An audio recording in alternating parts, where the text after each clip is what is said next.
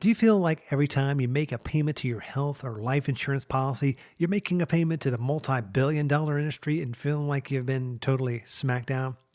Wrestling reference, SmackDown. Anyway, there are better options. Deal with an independent broker, someone who does the shopping just for you. Timmy Hudson has been in the business for 4 years now and is certified from anything from health, Medicare, life, and hell, even annuities. Give Timmy Hudson a call at 770-361-8271. Once again, give Timmy Hudson a call at 770-361-8271. There are not many things in life that anybody can guarantee except for two things. One, that Timmy Hudson will treat you just like family, no matter if you need Medicare, life, or annuities. And then Alex G's and David Fine's Royal Rumble 1989 review and look back begins now. Welcome in to Retro Wrestling Rewind, episode number 16. Yeah, that's right, folks. We've made it to episode number 16. Sweet 16. I don't want to know what you were doing on your Sweet 16 birthday, Alex G. But that's for another. If you want to know what happened on that, you gotta come to Patreon, or you have to come to WrestleCon 2019 in New York at the. My fingers still smell funny. At the Midtown Manhattan Hilton. We're going to be there. It's going to be in April. It's going to be great. If you want to know more about that, just go to the RW Rewind on Twitter. As always, I am the better looking, I would say I am the Stan Lane of this twosome. And folks, here is the Bobby Eaton of this tag team, Alex G from Long Island, man. How are you doing? Last week, Clash of the Champions numero uno. Today, Royal Rumble 1989. Man, we made it to episode 16, Sweet 16. What was I doing on my 16th birthday? I was actually a ring announcer at 16. Yes, that's right, folks. Funny story. A booker of a promotion that I worked back in 1991 when I was 16. The guy came to pick me up at my parents' house. Picture this. I was 16 years old. A man who was a bail. Already sounds like a lifetime story. A bail bondsman by trade. So of course you can always trust bail bondsmen and bounty hunters, but that's beside the point. Comes, meets my mom for the first time ever. Has a big wad of cash in his pocket. At least I think that was a wad of cash, but that's beside the point. Takes my mom and dad's 16-year-old blonde bombshell, as I would say, the pretty boy, down to Macon for a wrestling show. Did you have a mullet? Did I have a mullet? No, God, no. I was a pretty boy. Like I said. Did you have dreadlocks? No. And no, I do not. I did not have dreadlocks. But anyway, come to find out, he was a good guy. My parents trusted him. He was in the gold Cadillac, had a lot of money in his pocket, bail bondsman. So that's what I was doing on Sweet 16. I don't want to know what you were doing because you said something about your fingers still smell, but that's neither here nor there. Let's moving on. 1989's Royal Rumble. What were your thoughts on this show kind of going in so many years ago? Well, I think we mentioned it on the last show that I received this tape for a birthday present. Actually, it's probably my favorite birthday present of all time. Actually, my favorite presents of all time always include some sort of wrestling tape. Like for Christmas one year, my dad got me all the WrestleManias, which is the best Christmas present I ever got in my entire life. So like all my presents always that I really enjoy tend to be wrestling related presents. I guess the irony for this particularly going into Christmas, this is a couple of weeks before Christmas, is that for the last couple of years, I've been getting very strange Christmas presents. Now, for someone like me that had like really, really specific interests, I like professional wrestling, like comic books, like Star Wars. People in my family often want to get me presents that are wrestling related or Star Wars related or comic book related. And not necessarily having overall understanding of, number one, why I like these things and how deep I am into these things and what I have personally, I get kind of strange presents. So I often get coffee mugs with like comic book characters on them or Star Wars coffee mugs. The problem is I don't drink coffee. I barely even use cups, to be completely honest. Or I'll get a Funko, like the Funko Pops of like the Joker, because I'm in the Batman, right? And those are all well and good, and I appreciate the presents, but I was like, I wish you didn't waste your money. So for this particular year, I made a list on Amazon, and I felt like a 9-year-old kid handing out my Christmas list to people. It felt weird. I don't know if I'm going to do it again. I got some strange and dirty looks from it, but we'll see how it goes. Maybe I'll get stuff on my list. Maybe I won't. I'm not going to hold it against people. But if you're really interested in getting me a present that I'm going to enjoy that I picked up myself, stick to the list. That's all I have to say about that. Yeah, I mean, I love lists. I mean, it's like one of those things that, I mean, folks, if you make a list, that's the stuff that's the shit that you want. You don't want these, these knickknacks or like an ugly sweater from your grandma Sally. I mean, I mean, I don't I have mean, a. at this point, most people should be using Amazon for most of their shopping needs. I know I do at an obnoxious level, an obnoxious rate, where like literally I have boxes coming to my house every day because I'm a collector of goods, what have you, and we're in an acquisition mode in my household right now. So Yeah, man. It's because as people would have known listening to last week's episode where we talked about Clash One, your garage, your 2-car garage, is almost full of your tapes and your DVDs and yeah. your other, as they would say, mint on card. Another podcast says that. Well, those are all getting open, by the way, because I'm not a mint on card collector. I am a loose collector. I like to display them in a glass display cases with stands and stuff. That's what I do. And I only collect Star Wars action figures for right now. I do want to get into some of the vintage lines, whether it be Masters of the Universe or GI Joes. Just there's a big barrier to entry due to price and availability. For example, like if you want a complete He-Man action figure from '82, in pretty good condition, it's going to run you $75. And that's something I'm not willing to spend on one action figure. What compounds the issue is that they have new Masters of the Universe action figures made by Super 7. And they have Matty Collector ones who eventually gave the license to Super 7. But those, if you're not there for the initial release of like Wave 1 of these action figures, so the Wave 1 obviously is going to have like your He-Man, your Skeletors, and you get those for a decent price, would be $40 or what have you. Right now, they're going for upwards of $200. So there's a big barrier to entry in vintage toy collecting or vintage-like toy collecting. Would it be, some of the Masterpiece Transformer action figures or some of the GI Joes, the 25th, 30th, or 50th anniversary GI Joes are all super expensive. So when it comes to Star Wars, the reason why I collect Star Wars is because they're cheap. So you're trying to say you're cheap. I'm a budget collector because I do kind of strange things that maybe people don't think about when they're purchasing action figures. So I look at wave counts. So for me, I wait for the price to drop. So I know that, wave 1, wave 2, probably wave 3, if there's not a particular action figure that's going to be super hot that I think is going to be super hot, or there's one that has a low wave count. So in the boxes, you might have 3 of one figure, 3 of another figure, and then 2, and then one figure that has the one action figure in a case. So you know that the one that's going to be 1, you're probably going to have to spend full price to get. So which will be $7.99, $13.99, $19.99, whatever that price is. See, unfortunately, you got to try to pick out those ones. So if I know a figure, in 6 to 8 months is going to be down to $3.99 on the Hasbro website, I want to wait for that. But if I know that a figure is going to go up in value, I'll pay retail for it. Again, if you're trying to collect and you're trying to amass a quantity of things, you can't go out and spend full price. Now, there's people who like to collect stuff that are in the wild. That in the wild meaning you go to your Target, you go to no longer Toys R Us, but your Target, your Kmart, or wherever these action figures are, and you want to find them in the store because you're kind of reliving your youth here a little bit and trying to find them out in the wild. I don't do that. I'll go right to Entertainment Earth or the Big Bad Toy Store and get a case and call that a fucking day. Because for fuck's sake, I don't got time to be searching out in stores for this shit. A whole case. Yeah, case. Oh man, if I collected all that crap, my wife would just.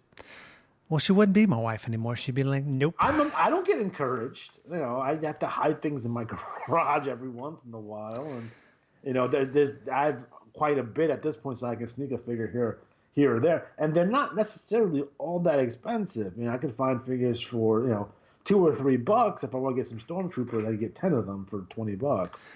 It's not gonna break the bank, and it's not gonna kill me. No, with issues, it's like when you try to get some of these vintage lines or some of the bigger pieces, would it be vehicles or play sets? Even with the modern Wrestling figures, that's the reason I don't collect those, because they're expensive. And even the new ones that are like the Hasbros from back in the day, those are cool, but you're talking $12.99 a figure there. Yeah, some of those are really hard to find. Yeah, we'll talk about that more on another show. But speaking of Royal Rumble, I keep on saying Royal Rumble 1989. Royal Rumble 1989, live from the Houston Summit in Houston, Texas. And the first two matches they're dark matches, so of course no one cares because it's Sam Houston. And Jim, I was talking about the great Jim Powers, Barry Horowitz, the Brooklyn Brawler, Steve Lombardi. I'm wondering right off the bat, how come the Young Stallions going to get pushed more? Because I really like them as a team. Obviously, Paul Roma would be better off when he was teaming with Hercules a couple of years later. But the Young Stallions weren't bad. Yeah, I mean, and this whole card, I mean, it goes by so fast because the main event is an hour and 4 minutes. 4 minutes, yeah. So, I mean, let's kind of get into that first match. The first match on the pay-per-view with Jim Duggan, Hart Foundation, defeated the late Dino Bravo, the fabulous Rougeau brothers, Jacques and Raymond, with Frenchie Martin, and the Mouth of South, Jimmy Hart. Your thoughts on this 2 out of 3 falls match? Went 15-42. This is a cool little feud here because there's 2 intersecting feuds here. Obviously, you have the Jim Duggan, Dino Bravo feud. Everyone goes back to see that famous Saturday, that Brother Love show, where it's Jim Duggan and Brother Love talking about Dino Bravo. They're engaged in a feud. And then you have the Hart Foundation Rougeau's feud, where Jimmy Hart still owns a piece of the Hart's contract, and he sold it to the Rougeau, the fabulous Rougeau brothers. So they actually mentioned this in commentary. So be on the lookout for that. Again, this is 2 out of 3 falls. International rules, which I don't know what that means. They don't really explain it all that well. We just know that it's 2 out of 3 falls. It's a 6-man tag match. It's not elimination. So it's a really interesting match, a little bit different than what you would see normally on a WWF card here. It's kind of shocking here, even the way they did it with all the, I guess, the falls in this match. You had Duggan. You had Bret Hart, who pinned Raymond Rougeau for. I got that backwards. You had the Harts get the first fall. Then you had the Dino Bravo and Rougeau get the second fall on Bret, and look like they murdered Bret because they hit him with both finishes. They hit him with the side suplex and the flying crotch bomb, whatever they call that fucking maneuver. It's fucking awesome. Yeah. Eventually, Duggan does get they get the win when Duggan hits Bravo with 2x4. So. Yeah, it's a fun match. I mean, it's a really good match. Really strange things on commentary is, and as a kid, I thought Jesse was wrong, but I guess Jesse was right because they said that the Rougeaus and Dino Bravo all knew French because they were Canadians, but Bret Hart is Canadian too. And as a kid, I thought all Canadians knew French. That's not the case. No. So Jesse was actually right. Bret Hart does not know French. Well, for once, he was actually right. The next match, kind of moving on, it was for the women's WWF Women's Championship. And little fact, this was the last match for a championship title conducted at a major WWF pay-per-view for nearly 5 years. Of course, Rockin' Robin sadly left the company in June of '89, and with little to no interest in women's wrestling at the time, the title was deactivated February of 1990. Of course, it's vacated. The title remained vacant until 1993, when the very, very pretty, very vivacious Alundra Blaze won a tournament to become the new champion. Rockin' Robin, Judy Martin. The most interesting thing about this match is Sensational Sherry, who makes an appearance in the ring and then challenges the winner for a future championship match. A little known fact: when Sherry debuted in the WWF, she was still AWA Women's Champion. So essentially, because she does win the championship, I believe from Moolah, she essentially does unify both the AWA and WWF in the WWF Women's Championship. She makes her challenge, but doesn't go anywhere because Sensational Sherry will go on to manage Macho Man in a few months. Rockin' Robin is the sister of Jake the Snake Roberts, and she actually whips out a DDT. I kind of wish Judy Martin whipped out her power bomb that used to use on the Jumping Bond of Angels, but she didn't, unfortunately. I mean, it was. I mean, it was for a Also, what? by the way, this match is cut to fucking shreds on the Coliseum home video version. The WWE Network version has this match extended, which doesn't do this match any favors. To be completely honest, Yeah, I mean, you think it should have gone a little. It should have been the old Coliseum cut video. I think it should have left it cut because 6 minutes 24 seconds is a little long for this match, and Rockin' Robin wasn't necessarily the best worker in the world. Judy Martin is okay for kind of a Moolah type women's wrestler for the time. Yeah. Obviously, the women's division has come a long way since this match. I mean, I mean, oh God, the women. I mean, they have their own paper. They had their own pay-per-view Evolution, which you were at. I mean, so they've come a long way. And speaking of, with you coming a long way, you've got so many subscribers and followers on your YouTube channel. I mean, if people cannot get enough of your sweet, tender voice, how can they find you Not on the old? Tinder. I know you're a big fan of Tinder. I know I'm not a fan of Tinder. Swipe left, up, down. Is that? I don't know. Anyway, how can they find you? Well, on YouTube, you want to type in retro wrestling games, and it will be the first thing that pops up. Recently, we just did a show where the main event for the NWA 1984 project was Ric Flair taking on Tully Blanchard for the Mid Atlantic Heavyweight Championship. In addition, on that show as well, we had Bruiser Brody taking on Bob Backlund in 1984, right after Bob Backlund left the WWF. And Bob Backlund is crazy. He still claims to be the WWF champion. So essentially, we have a champion versus champion match at the Omni. So be on the lookout for that. It should be out when you listen to this. So definitely take a look at that. Yeah, I mean, any other projects that you're working on? I mean, I know you're always on the move. We got so much stuff coming up.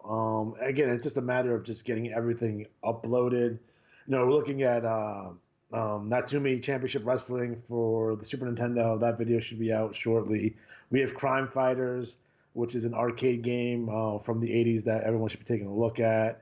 We do have that, Double Dragon featuring Hulk Hogan and the Ultimate Warrior. That should be out by the time you hear this. So, again, a lot of stuff coming up. We're still around 1,500 subscribers. We want to get to, at least 2,000 in the not so distant future. So I might do a subscription drive, maybe do a free giveaway. We'll see what happens. I love subscription drives, kind of like PBS when they come on and say, "Can you please give us money so you can see Downton Abbey?" or something like that. I cannot. I mean, it's one of those things, folks, that go out of your way. I mean, even if you're not a fan of retro wrestling games, video games, wrestling games, go on, watch it. I mean, it is. It is. Yeah, I mean, we do the Superstar Spotlight. Like we did recently one on Ox Baker, and the fact that he kills people in the ring. He killed 2 people in the ring. So that's interesting. A lot of interesting promos in there as well. We talked about Iceman King Parsons. We're gonna have part 2 of Ric Flair's career that we'll take a look at. We throw in some modern wrestling in there, but again, this is a booking simulator of 1984 NWA if they went national a year earlier. So definitely take a look at that. And then when we talk about these video games, it's not just a review on the games. We always pick up a secondary topic when we talk about these things. So for example, when we do the World Championship Wrestling video game, we're going to talk about WCW 1989.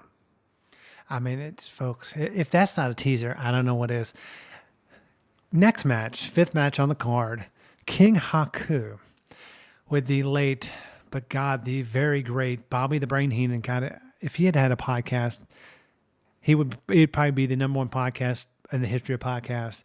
He took on not a man who was not in the prime of his career, Harley Race, singles match for the King of the Ring crown and cap and cape.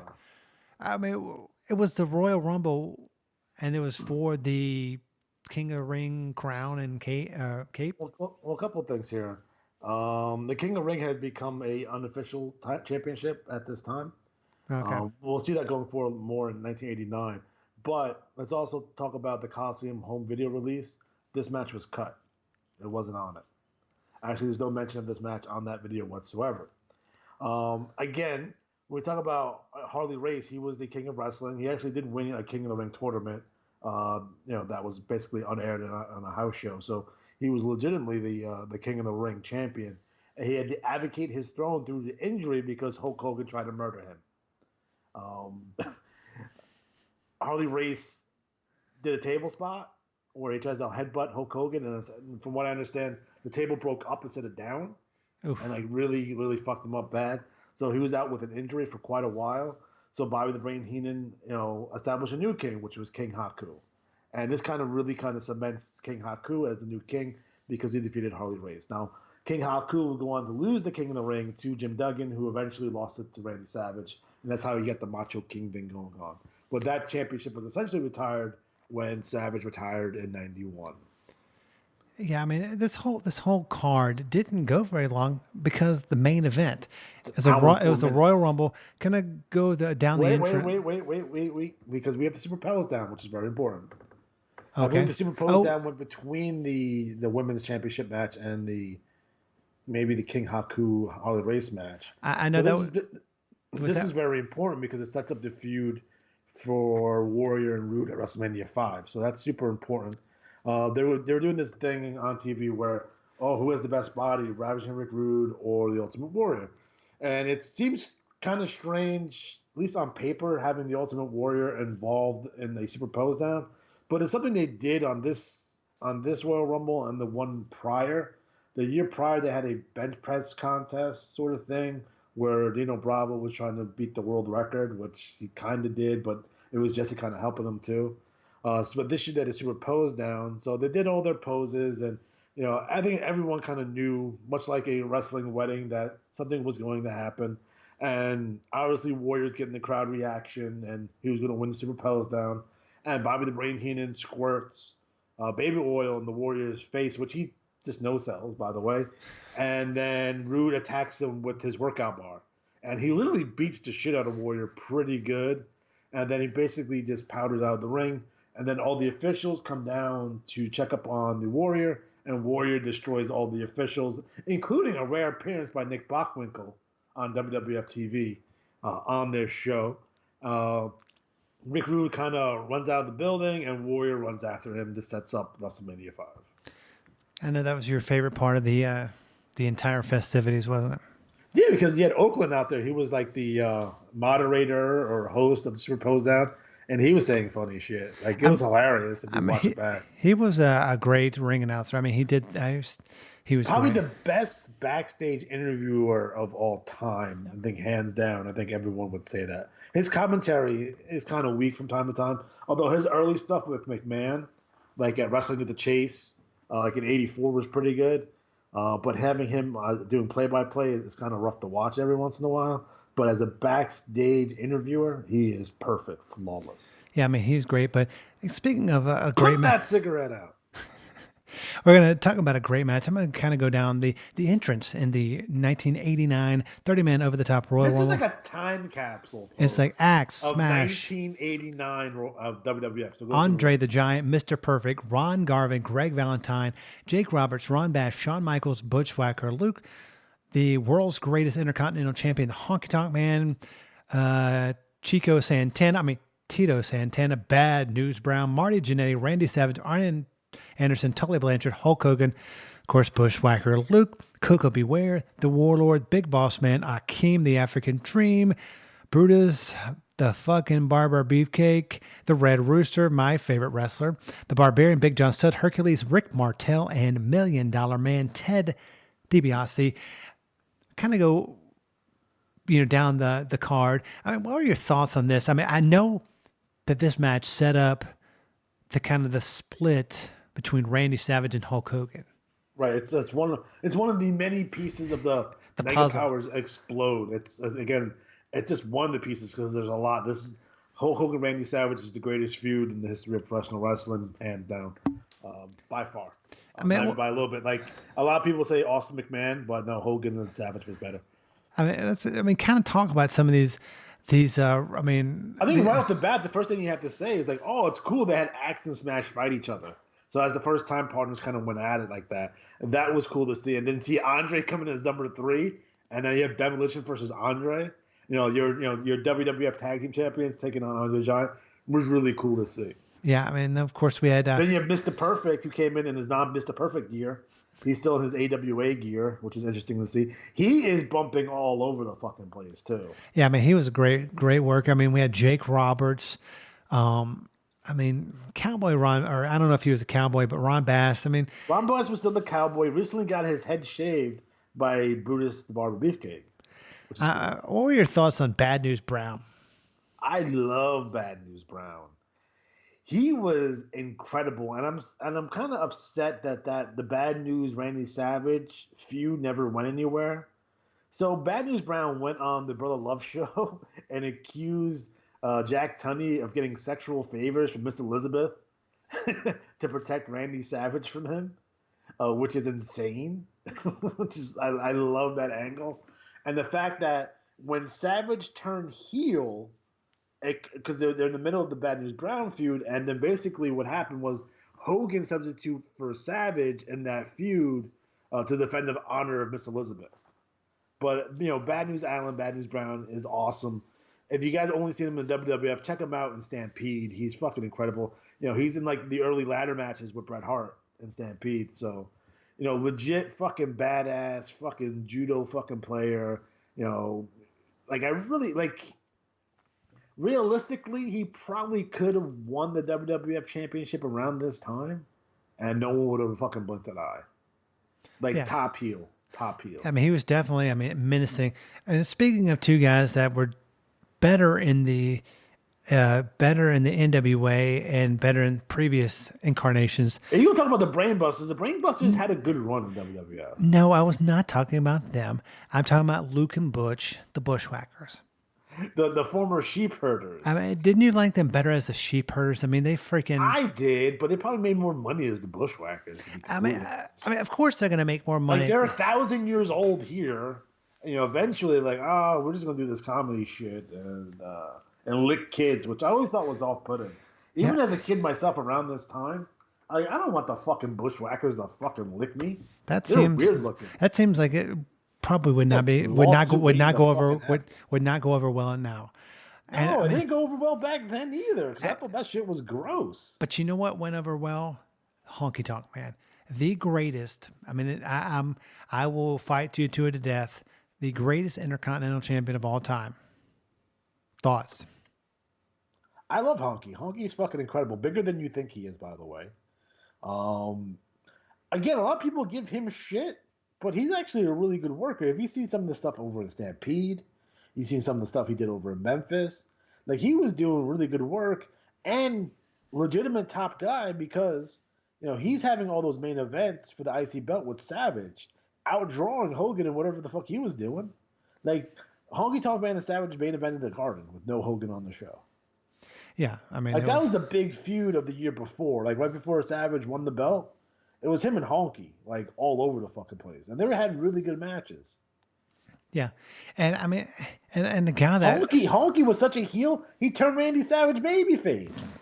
I mean, you got to be a heel, a big-ass heel whenever you can do that. But, I mean, back whenever I, was watching this, back originally in 1989, Rick Martel, I mean, he definitely played a great heel. I mean, he's a babyface here, though. I mean, he came in 29th. I mean, did you? Rick Martel's still a babyface.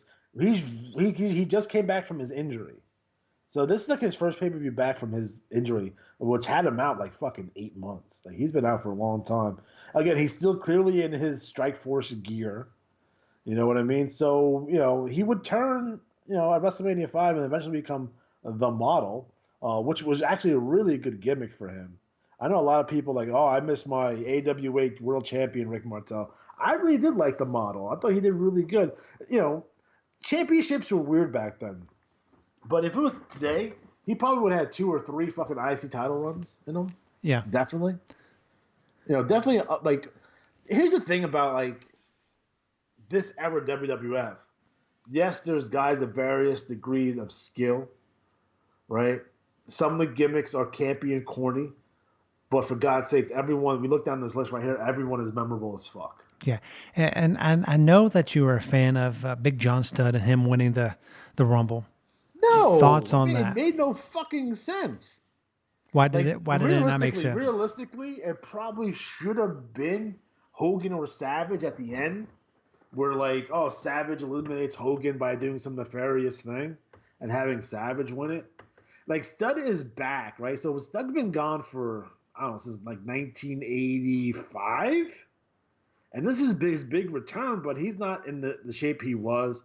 He's a babyface here. You know, there's no reason to have him win here. He doesn't even wrestle WrestleMania 5. He's the guest referee between Jake and Andre. So it made no sense long term. Like, oh, it's great. Big John Studd fucking won it. That's awesome. I would have had DiBiase win it. Like, he bought his number. That was the big kind of angle throughout the show was, oh, Ted DiBiase bought, I'm assuming, either Akeem or Bossman's fucking number. That was the whole basis. And they actually play into it in the next year's WrestleMania where, like, they watch him so he gets number one. But, you know, it made no sense for John Studd to win it here. Much rather see Hogan, Savage, maybe even Bad News win it. Ted DiBiase win it. But nope, we're going with Big John Studd. He eliminates Akeem. He eliminates fucking He eliminates DiBiase, two and then people. he throws fucking Virgil out at the end just for fucking fun. Yeah, I mean, some kind of notes on this. The Rumble. This, of course, was the first Royal Rumble match, 30 men. Hulk Hogan set a new record for most eliminations with 10. Previous record was held by One Man Gang / Hakeem, the African Dream. Mr. Perfect broke Bret Hart's record for longevity by lasting 27 minutes, 58 seconds. And the Warlord, yes, the Warlord, set the record for the shortest time in Royal Rumble with 2 seconds when he was eliminated by Double H Hulk Hogan. Yeah, that was funny. Kind of the Warlord kind of just gets in the ring, poses, and gets fucking clotheslined like in 2 seconds. Yeah, awesome. I mean, You know who really fucking stole the show in this match? Who? Go back and watch him, fucking Shawn Michaels. Yeah, I mean, Shawn was... Like, there's guys to watch. Like, watch the stuff Greg Valentine does in this match. If you're going back and watching this match, watch Perfect, watch Shawn Michaels, watch Anderson and Blanchard. Obviously, you want to watch the Savage and Bad News stuff. You know, that's really good. Even kind of like the Hercules stuff and even the whole angle where they eliminated Hogan, which is a big deal. Yeah, I mean, it was... They just chucked the Bossman, the Twin Towers just fucking chuck him out. Like, they just eliminate him, and then Bossman gets dragged underneath the ropes, and Akeem, they start getting a fight. And basically, Hogan drags Bossman back. Never gets eliminated, by the way. Bossman does not get eliminated. He just gets beaten up by Hogan in the back. And then he actually had Brutus Beefcake make the save with Hogan.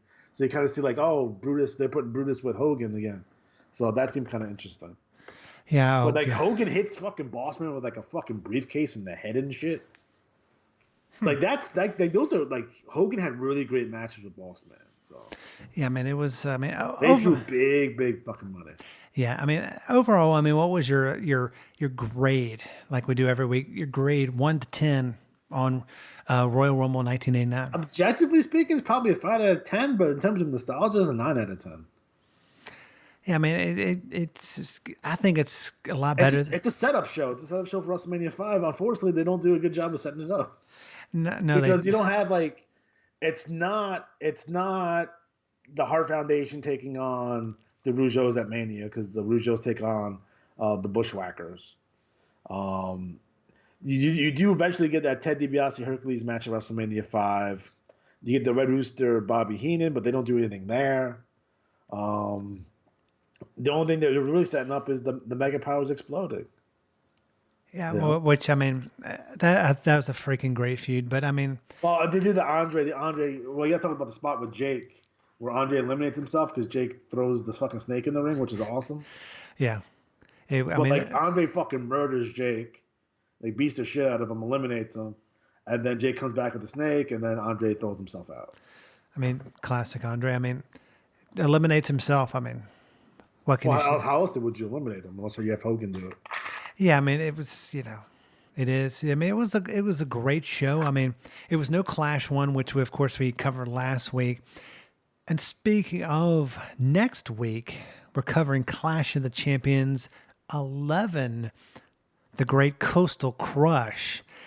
Your thoughts on that before we wrap up the program for this week? Coastal Crush, Clash of the Champions. Yeah, the Wild Eyed Southern Boys and your Well, favorite tag team, the Fabulous Freebirds, on the program.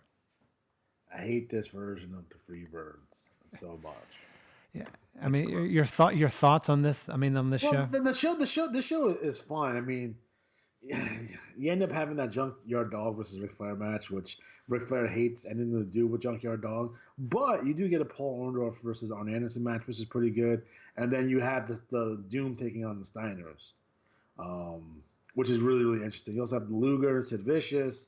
You had a Mark Callis. And Brian Pillman, which is good. Yep. You have the Rock and Roll versus the Midnights, which you would think is a good match, but that match is not the greatest in terms of matches you would see from them. And then you have fucking Tom Zenk. I know one of your favorite guys. He's not one of my favorites, but my favorite wrestler was on the show, the great. Tell me something about Tommy Wildfire Rich taking on Bam Bam Bigelow. For fuck's sake. Like, I like Tommy, right? Tommy's a good worker. But motherfucker hasn't been over since 1983. Yeah. Unless you're in Continental or the heel turn in Memphis. But for fuck's sake, like Tommy Rich at this point, and like you have Bam Bam Bigelow. Why is Bam Bam Bigelow not going over here? Yeah, I mean, that WCW run for Bam Bam wasn't the greatest. No, it was. It's definitely not. But I mean, folks, we're coming up next week on episode 17. We have 3 more episodes that we've already booked that the bookers have already put in the books. But after that, we need your help. So if there is a show, doesn't matter what era, if it's 2000 to 19, uncensored 1995 to 1980, you know what? I'm gonna push it to 1980. If there's an angle, there's this show. If there's a tag team, a singles wrestler. I mean, if you want us to cover the life of Sam Houston, we will do that. You just have to tweet us at the RW Rewind. Just type in the comments. Do a show with Firebreaker Chips on it, because I want to talk about Firebreaker Chip. No. Starrcade 91, nothing? No, really? No. And then, coming up in April of next year, like I said, we're going to be at WrestleCon, and the whole Twitter thing is going to be big because we're going to have you vote on the shows we're going to cover. Because we are, folks, I have all night and all day and all day and all night to do shows. We will talk about anything. What legends do you want us to try to get? I mean, we're going to be reaching out to a couple that we already have confirmed, that are going to be in the program at WrestleCon in New York in April of next year, 2019. It's going to be great. Any last comments on this show? And vote for any shows that have Van Hammer on it. No, Van freaking Hammer. I mean, folks, if we're going to do a Van Hammer, I want to see Joey Janela versus Van Hammer so fucking bad. I tweet at him constantly to book that match. And does he tweet back at you? He does not. You know who you probably want to tweet at you, because you've told me in the pre-show, and we talked about it last week, you want us to be next to Missy Hyatt at her booth at WrestleCon in New York.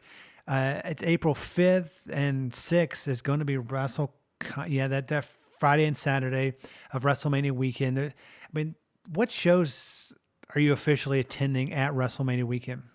Oh, funny that you ask, because I have my tickets in front of me. So we have, let me pull it up here. Don't be stupid. Hey, what did I do? Oh, you weren't talking about me. Sorry. Obviously, I'm going to WrestleMania. All right. So I think that goes without saying. Actually, I think I have pretty decent seats for that. I will be at Ring of Honor at Madison Square Garden, which is going to be fantastic. And I'm at the WrestleCon Super Show. I'll be there as well. It's the Thursday night show. So the Thursday night show. And do you have anything scheduled for that Saturday? Oh yeah, you're going to be in one of the fine booths at WrestleCon.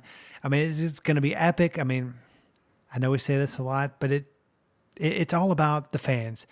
The fans Yeah, are coming. at some point, since I've been to these conventions before, maybe we could just do a what to do, what not to do at these conventions. Because I am a veteran of these conventions. I got a lot of pictures with wrestlers that we might put up at some point. Yeah, I mean, it's one of those things. I mean, listen, Alex G. I mean, he has been to a lot of not just WWE, related stuff, but a lot of other conventions, wrestling conventions, and he knows the do's and don'ts. I mean, the things you should do, the things you shouldn't do. I mean, he's gonna probably school me on a bunch of those things because I'm just gonna be like a kid in a candy store. I'm like, oh my god, all these people are here. Let's try to get everybody on the show. Like, don't take pictures of the wrestlers. If this is what the common mistake is that you're walking around taking pictures of the wrestlers, like at the tables. Like, don't do that. Like, they get really fucking pissed off if you do that. Don't do that. If you want to take a picture, fucking get in line, pay your fucking money, stand next to them, and sometimes the handler will take the picture. Most of the time, I usually have my wife, but my wife is not going to be with me. So it might be you taking these pictures for me. Ah, crap. We'll see yay. I can't wait. I'm going to be your +1. That sounds great. But I want to see Pentagon. That's going to be fucking sweet. Yeah, I mean, it's going to be definitely an epic weekend. It's going to be one of those things that, I mean, I'm not sure about you, but I will not be getting a lot of sleep because I'm going to be putting a lot of man hours, hustling, trying to get the legends on the program. Like I said, if there's a legend that is going to be at WrestleCon, because you can find the unofficial, it's official as of today, as of this taping Wednesday, of the people that are going to be at WrestleCon at WrestleCon.com, correct? That's correct. I'm looking at it right now. And then, I mean, kind of just name some of the people just that are going to be there, even if they're not legends. Who is scheduled and signed? We got Shane Helms, Sami Callihan, Colt Cabana, Ray Phoenix, Pentagon, Bandito, Joey Ryan, Nikita Koloff, Jimmy Valiant, Barry Windham, J. Dillon, Bobby Eaton, Stan Lane, Ronnie Garvin, Baby Doll, Tim Horner, John Harrigan, Tyler Valkyrie, Missy Hyatt, Ted DiBiase, Tully Blanchard, Lex Luger, Ric Flair, Mick Foley, Madeja, Pamela Parshat, Tajiri, Kelly, Emma, Taryn Terrell, Candice Michelle, Ricky Steamboat, Teddy Long, Bill Apter, Jake Roberts, James Ellsworth, Davari and Hassan, Colin Delaney, and Buff Bagwell. Well, I mean, James Ellsworth, I mean, he'll probably do something to... I ain't touching that one with a 10-foot pole, my friend. No, and well, yeah, he's got a face... I feel like I'm the only person in the world he didn't send dick pics to.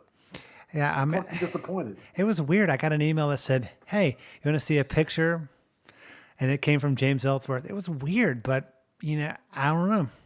I deleted it, thank God.